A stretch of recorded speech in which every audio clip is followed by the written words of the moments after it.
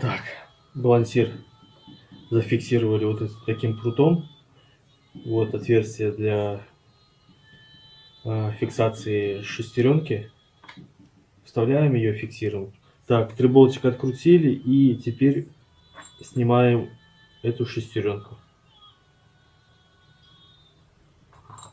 Так, она снята. И видим ремень. Теперь взводим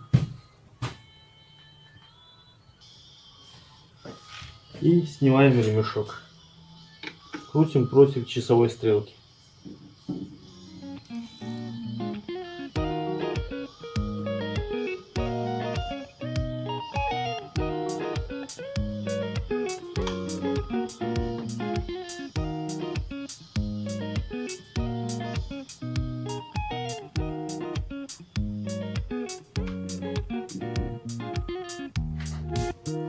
Так, хотел показать ремень ГРМ.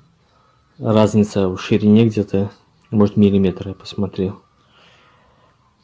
Так, пробег 108 тысяч, как я говорил. Состояние. Но здесь кое-где проскакивает трещины. Здесь. Ну да, если переламывать, видно уже нитки. Потресканная. Да, видите? Вот, заметно. Так, а масляный ремень. Не знаю, но смотрите, какая разница в ширине. Хоть бери до 2 ставь. Так, и ремешок масляного насоса. В каком-то состоянии, конечно, похуже, чем ремень ГРМ. Он весь потресканный. Так, здесь. Ну, здесь то же самое.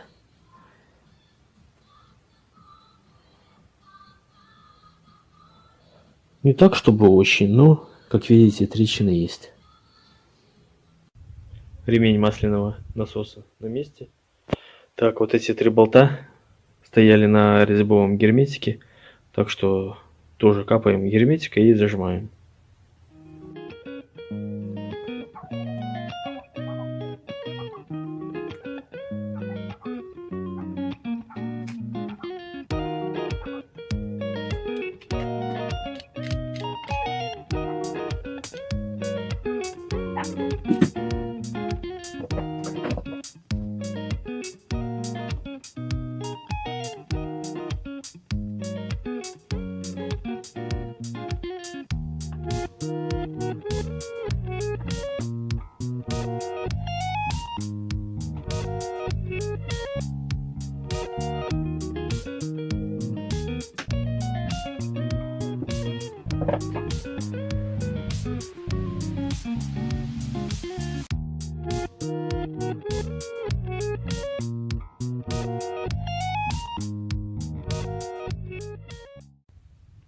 Хочу записать один нюанс по комплекту ремня ГРМ, точнее привода масляного насоса.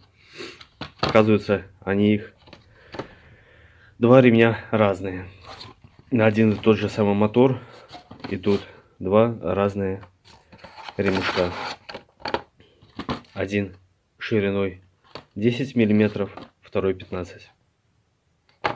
Мотор один и тот же, но на механическую коробку идет узкий, на автомат широкий.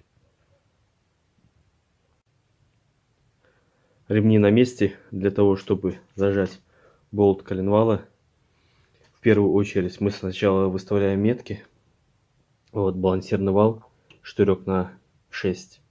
И обращайте внимание, здесь груз должен вниз смотреть. Так, на распредвале, как я до этого говорил, что годами кверху 2 распредвала, потом шпилька в коленвал, которая упирается. Шкив коленвала я зафиксировал, сделал такую небольшую приспособу.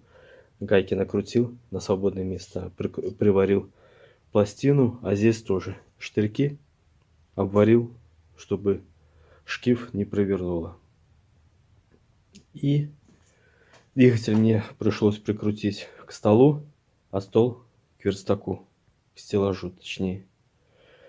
Так, болт зажал 100 ньютон-метров и довернул на 90 градусов.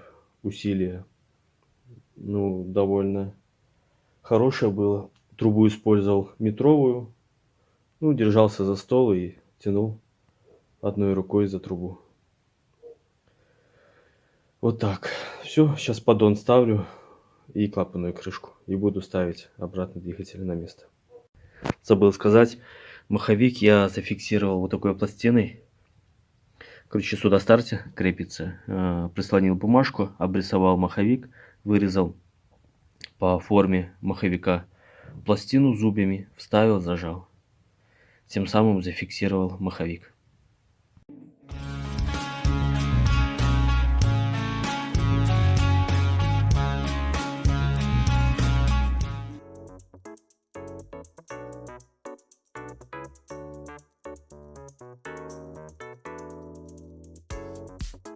Первый запуск.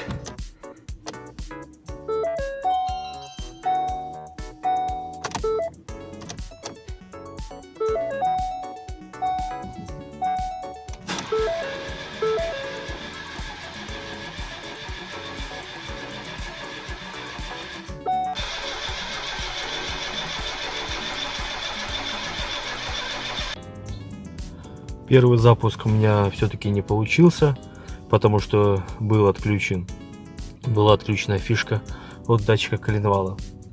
Ну и свечи поменял, двигатель стал заводиться и работать без проблем.